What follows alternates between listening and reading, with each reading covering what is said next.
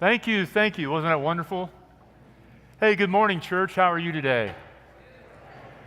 Before I begin, just a couple things. Kevin made mention that we have a Thanksgiving dinner on November 20th. I'm excited about that because, well, it's the first one we've had since I've been here.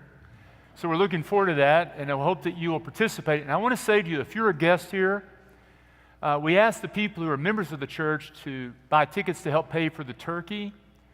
But if you're a guest, we want you just to get a ticket. Say, David Emery says, I go for free. Please do that. Just so get a ticket. And just get a ticket anyway. Everybody just go for free. Oh, I'm sorry. But I'm excited about that dinner for a couple of reasons. Because Kevin made mention of something exciting happening at that dinner. But here in a week or two, Kevin and I and our leadership team will be presenting to our elders a candidate for our new associate pastor for the ministry of discipleship that we met with this weekend that accepted our call, has received a call from our church. And then if everything goes okay, they'll be presenting that name with our leadership team, and you're going to find out on November 20th the exceptional, high-quality individual, pastor, that's been called to join this church and this team to take us to the next step. We're really excited about that. It's going to be great. The second thing is, if you're new, we have a guest information class, Discover Harvard Avenue, which will be on Wednesday at 6:30. Basically, it's just me sitting with you, talking about the church, answering your questions, getting to know some new people. Come at 6:30 right across the hall. So I'm excited, well, all the time. But I'm excited about what we're doing right now as a church. We're walking through this series of messages about our core values. We made a decision at the beginning of this year that we were going to focus our energy in being a community of people who were committed to this simple idea, but challenging idea, of inspiring one another to live and love like Jesus in our community, in our world. It's a bold idea. It's a beautiful idea that we're going to commit to living in a way that will inspire others to follow Jesus because of the way that we live. And we have set aside these core values of how we do that. That we believe that the way we are going to live together like Jesus in the community is by being a community of faith that practices radical hospitality. Doesn't matter where you come from. Doesn't matter your political orientation. Doesn't matter how much you have or how little you have. We're going to be a church that's going to say all are welcome. And when we say all, we really do mean all are welcome. And we're going to welcome you with open arms. But we're also going to be a church that's actively committed to this one idea that when we are with Jesus, He's going to change us. That as a community of faith with Christ at the center of our church, that we're going to be different people. We're going to make progress in our Christian life, that we're going to grow in the likeness of Jesus, that we're going to bear fruit from following Jesus together, and we value transformation.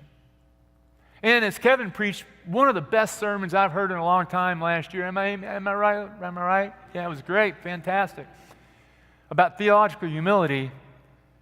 We don't think we're the only Christians, we just say we're only Christians. Meaning that we are people who are going to meet others with a level of theological humility, saying there's a lot more to know about who God is than we can possibly know, and we're going to learn from one another, and we're going to allow ourselves to be in a community where someone might actually change my mind. To be with people, and we value and appreciate diversity of beliefs and thoughts. And today, we're going to talk about the heart of it all. What it means for us to be a community of faith. Now, I want to promise you that what I'm talking about today is not just a sermon series. No, this is our heartbeat. This is who we are. This is our theological, spiritual DNA. And so when I talk about being a community of faith with Jesus at the center, authentic community, I'm talking about something that we do together. Because following Jesus is not a me thing. It's a we thing. You can't follow Jesus on your own and by yourself. We follow Jesus together. Sometimes people will say, well, David, I don't have to be a part of the church to be a Christian. That's true. But you can't be a follower of Jesus without being a part of the church. Because Jesus surrounded himself with other people. Jesus lived in community. Jesus invited others to join in what he's doing. So community, a community of faith, being a part of the church, is not an elective. It's an essential. You see, church for Jesus and for the earliest followers was not a building. Church for the earliest followers of Jesus was not what happened in 1 hour on a Sunday morning. Church for Jesus and his followers were people gathered in a circle around Jesus, learning from him and living with him. Now I'm going to read a scripture, and in the scripture we see a very important beginning for Jesus with his disciples. You'll notice in Mark's gospel that crowds were always following him everywhere. Everywhere Jesus went, there were crowds of people to antagonize him, and some admired him.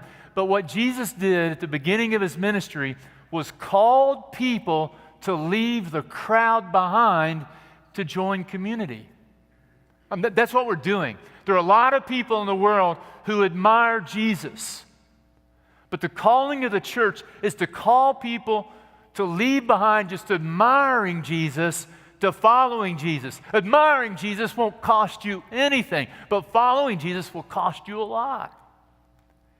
And so we're calling people out of the world like Jesus to get together in community and to live in love with him together in community. So in this passage then, Jesus has called his disciples. There's this huge argument that takes place with Jesus and some religious leaders. And then Jesus finds out that his mother and brothers and sisters are outside trying to get him to come out and speak to him. And this is what he says. Then Jesus' mother and brothers arrived. Standing outside, they sent someone in to call him. A crowd was sitting around him, and they told him, "Your mother and brothers are outside looking for you." "Who are my mother and my brothers?" he asked. Now, I want to be careful here. He's not denigrating family. He's expanding our understanding of family. And then he looked at those seated around him in a circle and said, "Here are my mother and brothers. Whoever does God's will is my brother and sister and mother." Now, this is the image I want you to see here. What is a church? What is a community of faith? It's a group of people sitting around Jesus with Jesus at the center. Did you see the picture there? The disciples are sitting around Jesus. He's teaching them, and he's calling them his brothers. And so we do that in large groups. Today, we're going to come around this table with Jesus at the center of this community, but we also do it in smaller groups, smaller communities of people following Jesus together. Now, let me ask you a question about this. Have you ever been in a crowd of people and felt really lonely and alone? Boy, I know you have. Several years ago, I was looking for a hobby. All I do is church. Teresa said, "Get a hobby. Be healthy, get a hobby." So I started taking golf lessons. And it was not a good hobby for me. My coach said you should take up running. But we actually joined a country club because there was a country club in town that gave a special discount for pastors. And so we went to the country club, and they were very warm and they were very welcoming and extremely friendly. They smiled and greeted us and showed us all the benefits of belonging to this community. Now, this is going to be great. We're going to make all kinds of new friends. But the problem with the country club for us was the welcome and the community was about an inch deep.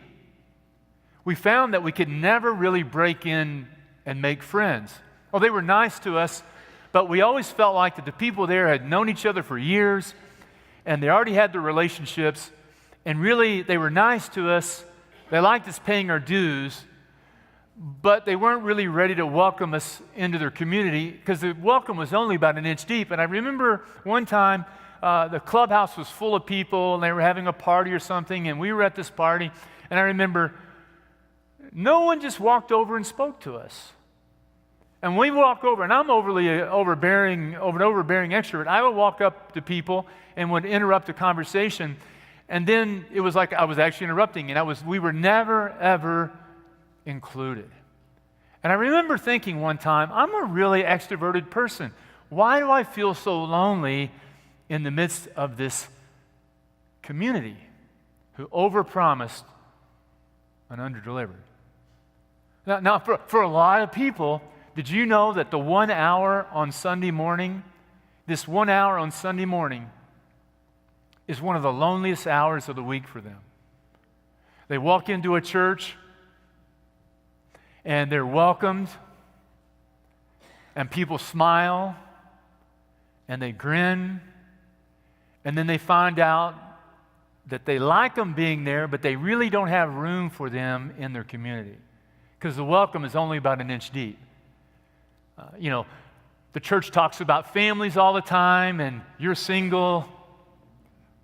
The church, has opportunities for fellowship, and you stand around and no one speaks to you. And then you find out, I'm going to this church for a long time. I'm trying to break in, but like that country club, people have already got their friends. They've got all their friends. You've had that same experience in other places. It's a hard thing to do when you're looking for a church to belong to, but it happens all the time. You've had it happen in other places in life. You go to work for a new company, and you've been working for the company for more than 6 months, and everybody there is very friendly to you, and then one day what happens? It happens over and over again, a bunch of your fellow employees walk out together during the lunch hour and walk back together during the lunch hour because they all went to lunch together, but they didn't invite you. Church feels that way to a lot of people sometimes. Sometimes church overpromises and underdelivers on the subject of what community feels like for people. And I want to say to those of you in this room, we do a better job, I think, at welcoming others than most churches. This is known as a warm and welcoming and a very friendly and a very alive church. And some of you will say, hey, Pastor David, man, we've made some great friends at Harvard Avenue Christian Church. We have lifelong friends there, and so on and so on and so on. And that is true. But I want to say to you, those of you who have been around here a long time, who have lifelong friendships here, who've had a very positive experience of warmth here, I just want to say to you this morning in a very pointed way, do not assume the experience that you're having here is the same experience someone else is having here. Because it's not the same experience. Yes, even in the midst of this warm community of faith, there are those who are trying to find their way in, but are struggling to find their way in because you know all the acronyms, you know all the stories, you got all the inside jokes, and you know their name, but you don't assume that everyone is having the same experience as you. And if we're going to be a church that's truly committed to a deep sense of belonging, we are going to have to make a better intentional effort to truly welcome people something more than an inch deep. Now, if you go back to the beginning of the Bible here, I want to point out something to you. I love the Genesis story. The first book of the Bible, Genesis, the very first birth, the heavens and the earth, God spoke and brought life to the world. It's a beautiful description how out of the abundance of God's love, God brought life to the world. From God's beauty and creativity, life began through the initiative of God's love.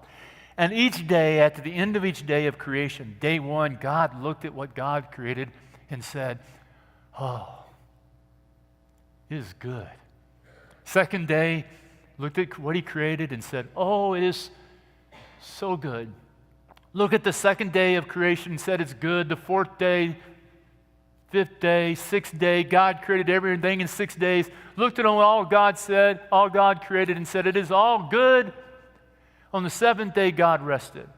So good, good, good, good. And then, do you know what is the first time in the Bible God says something is not good was? In the second chapter, God says for the first time that something is not good. You know what it was? God said, it is not good that this human being I created is alone. And so God then reached down and pulled a rib out of the first human being, the first man, and then created a partner to do life with this man, created a woman for this man. And what that story reminds us of this, that God created all of us as relational beings. That we were created to be in relationship with God. We were created to be in relationship with all of creation, nature, the world, everything, all the world, everything that God created, the earth itself, were created to be in harmonious relationship with creation, but also with each other.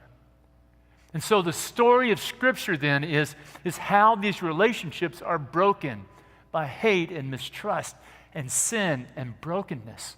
And then how in the person of Jesus, Jesus came to call people to form community around him, to restore and to reconcile and to create community. Well, Friday night, we had a dinner party. And we gathered together a diverse group of people representing different parts of the church at someone's house for dinner. Kevin and I were there, and we invited our candidate and the candidate's significant other to come to meet our church and for our church to meet the candidate to get a feel to see how they do in community and for them to get a feel for us. Wonderful evening. Our church, it was wonderful, joyful, wonderful occasion. And then afterwards, I was the first one to leave.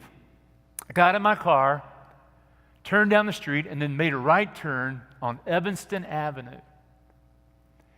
I was going the wrong way and realized I needed to turn around, but it was really, really dark. And I thought I was pulling into someone's driveway.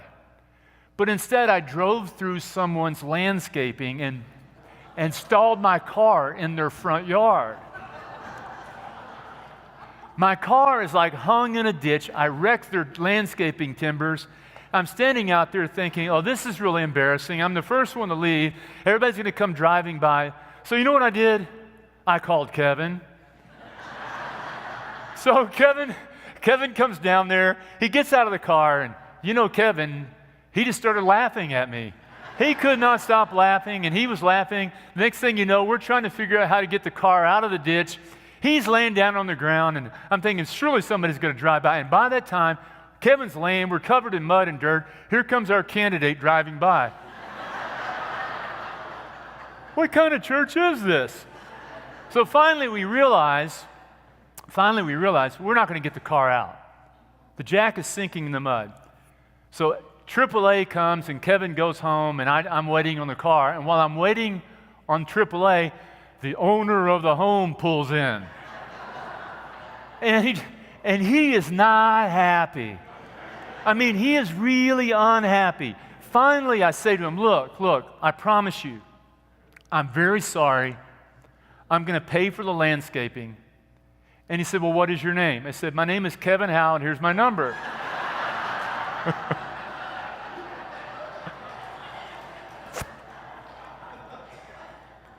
The point of the story is, in a large community like this, someone can't know everyone, but everyone needs to know someone. See what I'm saying? Someone can't know everyone, but everyone needs to know someone. Kevin is my someone. But my point is, for you, is to realize that someone can't know everyone, but everyone needs to know someone.